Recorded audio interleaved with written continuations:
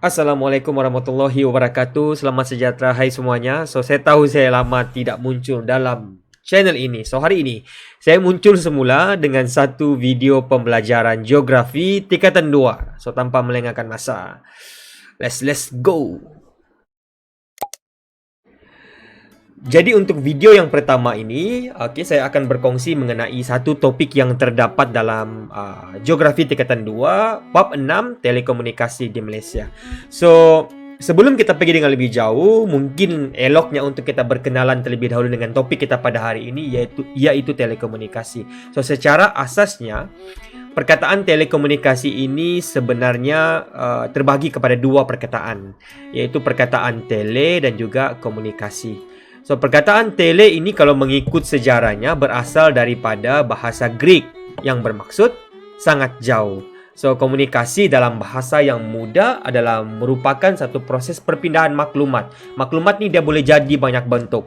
Teks, suara, gambar, dan sebagainya antara penyampai dan juga penerima. Dalam konteks yang lebih besar, maksudnya telekomunikasi ini merupakan satu interaksi antara penerima dan juga penyampai dan juga penerima. Tidak kisahlah dalam apa-apa bentuk, sama ada menggunakan telefon untuk kita antar WhatsApp, ataupun kita telefon kawan kita dari satu tempat ke tempat yang lain, ataupun menggunakan video call, ataupun menghantar surat, menerusi pos dan sebagainya. Itu merupakan pemahaman yang paling mudah boleh cikgu katakan mengenai apakah itu telekomunikasi. Basically, hari ini kita cuma akan belajar satu objektif saja, agar kita punya pemahaman ini lebih mendalam mengenai subtopik tersebut.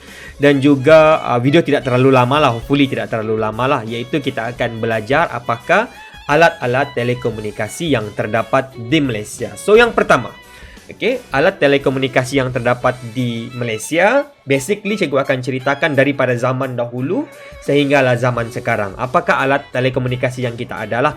Yang pertama adalah telegraf. Telegraf ini merupakan satu mesin yang wujud pada zaman pemerintahan British satu ketika dahulu lah di Tanah Melayu. Pada tahun 1876, di mana ianya digunakan untuk urusan pentadbiran British pada ketika itu untuk mengumpulkan maklumat. Dan sebenarnya telegraf ini merupakan satu mesin di mana alatnya itu macam yang begini ni, kita tengok dalam gambar ni, disambungkan dalam jaringan kereta api. Daripada Kuala Kangsar ke Taiping pada ketika itulah. Ini merupakan alat yang pertama, iaitu telegraf. Yang kedua pula, telefon. Selepas daripada telegraf dan disebabkan berlakunya peningkatan, disebabkan oleh perkembangan sistem perdagangan pada zaman tersebut, ekonomi pada zaman pemerintahan British, maka wujudlah telefon. Kalau dulu telefon dia macam inilah bentuk dia, cikgu tidak pasti sama ada kamu pernah nampak ataupun tidak telefon seumpama ini. Kalau kita guna telefon ni, kalau nombor tu banyak kosong, memang sakit sedikit lah, sebab kita kena pusing telefon ni macam ni, and then dia akan kembali semula macam ni. Lepas tu kita kena tekan lagi nombor. Dia memang mengambil proses yang lama lah berbanding telefon yang ada sekarang. Sistem ataupun telefon ni mula wujud pada tahun 1981 di Kuala Lumpur lah pada ketika itu. Dan sekarang pun cikgu yakin masih lagi digunakan, cuma bentuknya mungkin berbeza. Yang 4 segi itulah petak. Kebanyakan di office lah orang gunakan benda-benda macam gini. And then yang ketiga adalah mesin telex untuk menyampaikan message text. Cikgu tidak jelaskan maklumat ini dengan lebih mendalam.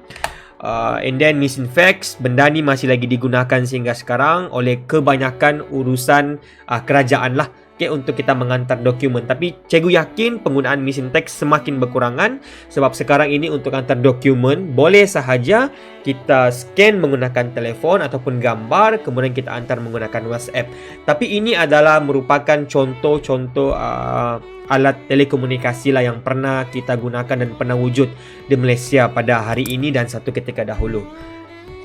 Dan ini merupakan satu info tambahan lah, tidak ada dalam buku teks pun, tapi cikgu bagi satu fakta ataupun info tambahan supaya kita tahu perkembangan telekomunikasi dunia secara keseluruhannya. Ini bukan di Malaysia, ini di dunia.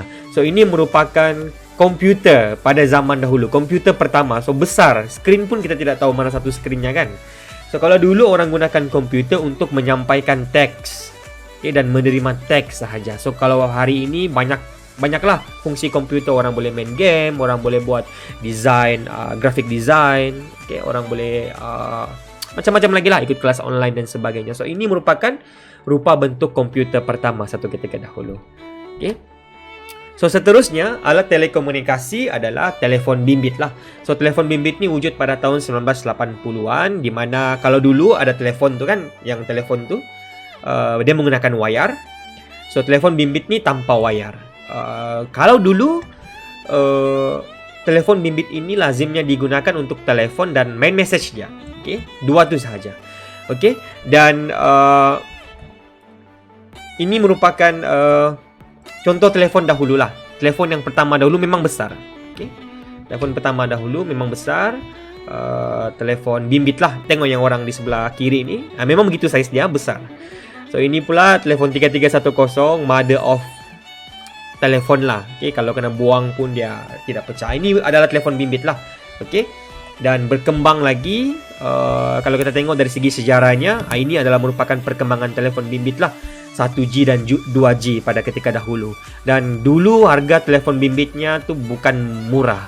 Hanya orang-orang yang have saja, orang-orang kayangan saja yang boleh dapatkan telefon bimbit ni. Tengok harganya pun, kalau telefon macam ni cuma boleh hantar message dan telefon, harganya pun sudah mencicar ribuan ringgit lah. So kalau sekarang ni 1058 ni kita mungkin boleh dapat telefon Vivo, Realme yang canggih sudah lah kan, okay? Dan sebagainya lah. So kemudian berevolusi lagi alat telekomunikasi kita apabila wujudnya telefon pintar.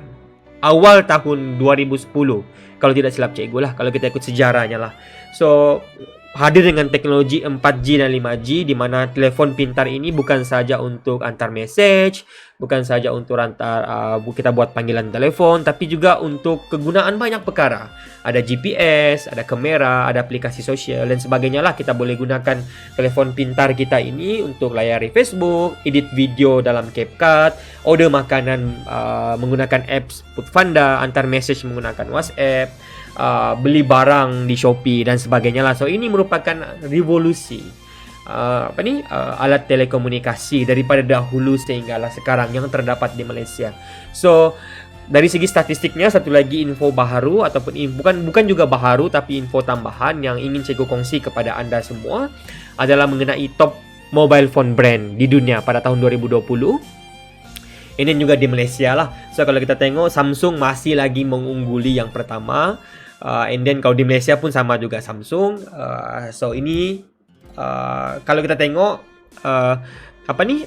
telefon pintar ni dia bukan satu jenis saja. Okay, dia ada banyak jenis. So memang orang berlumba-lumba lah untuk menghasilkan telefon bimbit, sebab memang itulah keperluan kita pada hari ini.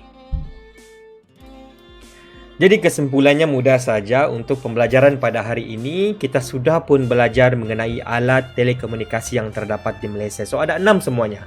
Okey, kita ada telegraf, kita ada telefon, kita ada mesin telex, mesin fax, telefon pintar. So ini merupakan alat telekomunikasi yang terdapat di Malaysia daripada zaman dahulu sehinggalah masa kini lah. Okay, so cikgu mungkin mahu buat sedikit challenge dengan kamu. Kalau kamu ada sekurang-kurangnya 3 ataupun 4 alat telekomunikasi ini di rumah anda, khususnya yang nombor 2 ni, kalau ada, so mungkin boleh gambar dan boleh tag cikgu lah di mana-mana media sosial. Cikgu akan sertakan media sosial cikgu di bawah ni. Mungkin boleh tag cikgu lah, okay, untuk ambil gambar bersama alat telekomunikasi tersebut. So cikgu rasa itu sahaja untuk video kali ini. Hopefully kita akan berjumpa lagi pada masa akan datang dengan video yang lain pula, mungkin part yang lain. Doakan cikgu, semoga cikgu sentiasa sihat dan konsisten dan istiqomah lah buat video pada tahun ini. Okay, dan semoga video ini bermanfaat. So kalau ada sebarang cadangan, mungkin boleh komen dekat di bawah ni. Dan siapa yang belum subscribe, ayo kita subscribe, percuma coy. Okay, so sebelum cikgu mengakhiri video pada kali ini, cikgu ada sedikit pesanan untuk cikgu dan untuk anda semualah yang menonton video cikgu ni. So don't give up, sentiasa kerja keras. So cikgu faham, cikgu tahu kelas online ni memang sangat-sangat memenatkan lah. Sometimes dia boleh mengakibatkan kita demotivated, tidak bersemangat. Perlu berpegang kepada satu perkara, don't give up. Sebab cikgu sangat percaya bahawa tidak ada istilah orang yang pandai dan tidak ada istilah orang yang bodoh. Cuma ada istilah orang yang kuat berusaha dan orang yang malas berusaha. Itu pilihan anda. Cikgu yakin kalau kita tidak mudah putus asa dan kita sentiasa bekerja keras, insya-Allah kita akan mencapai apa yang kita ingin capaikan. Sebab percayalah, hasil yang kita dapat sesekali tidak pernah mengkhianati usaha yang kita telah buat. So itu saja daripada cikgu. Wassalamualaikum warahmatullahi wabarakatuh dan semoga kita berjumpa lagi.